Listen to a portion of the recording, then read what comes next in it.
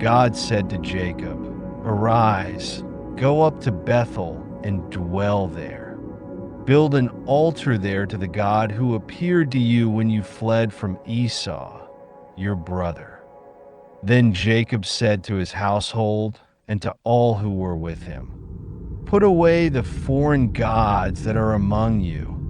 Purify yourselves and change your garments.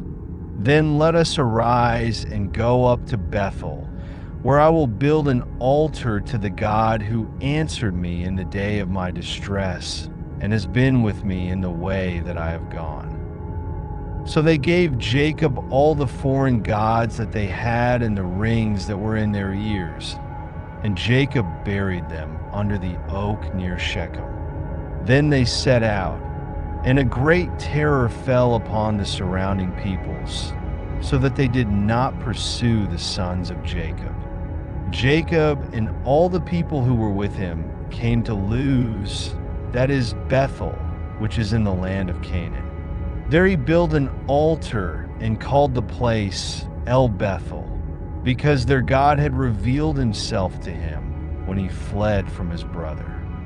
Then Deborah, Rebekah's nurse, died, and she was buried below Bethel, under the oak, which was called the Oak of Weeping.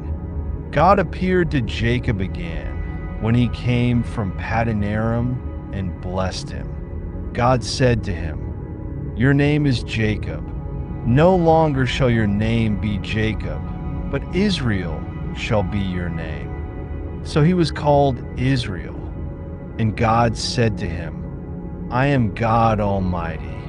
Be fruitful and multiply. A nation and a company of nations shall come from you, and kings shall come from your body. The land that I gave to Abraham and to Isaac, I give to you, and to your descendants after you, I will give the land." Then God went up from him at the place where he had spoken with him. So Jacob set up a pillar in the place where God had spoken with him, a pillar of stone, and he poured out a drink offering on it and poured oil on it. Jacob called the name of the place where God had spoken with him Bethel. Then they set out from Bethel. When they were still some distance from Ephrath, Rachel went into labor, and she had hard labor.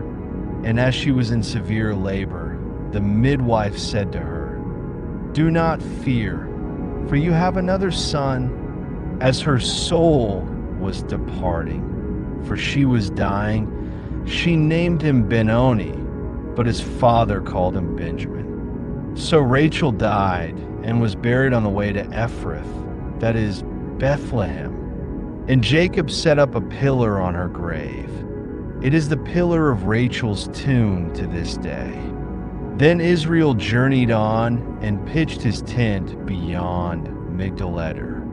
While Israel lived in that land, Reuben went and lay with Bilhah, his father's concubine, and Israel heard of it. Now the sons of Jacob were 12. The sons of Leah, Jacob's firstborn, Reuben, then Simeon, Levi, Judah, Issachar, and Zebulun. The sons of Rachel, Joseph and Benjamin. The sons of Bilhah, Rachel's servant, Dan and Naphtali. The sons of Zilpah, Leah's servant, Gad and Asher. These are the sons of Jacob who were born to him in Paddan Aram. Then Jacob came to his father Isaac at Mamre, at Kiriath Arba, that is Hebron, where Abraham and Isaac had sojourned. Isaac lived to be 180 years old. Then Isaac breathed his last and died, and was gathered to his people, old and full of days. And his sons Esau and Jacob buried him.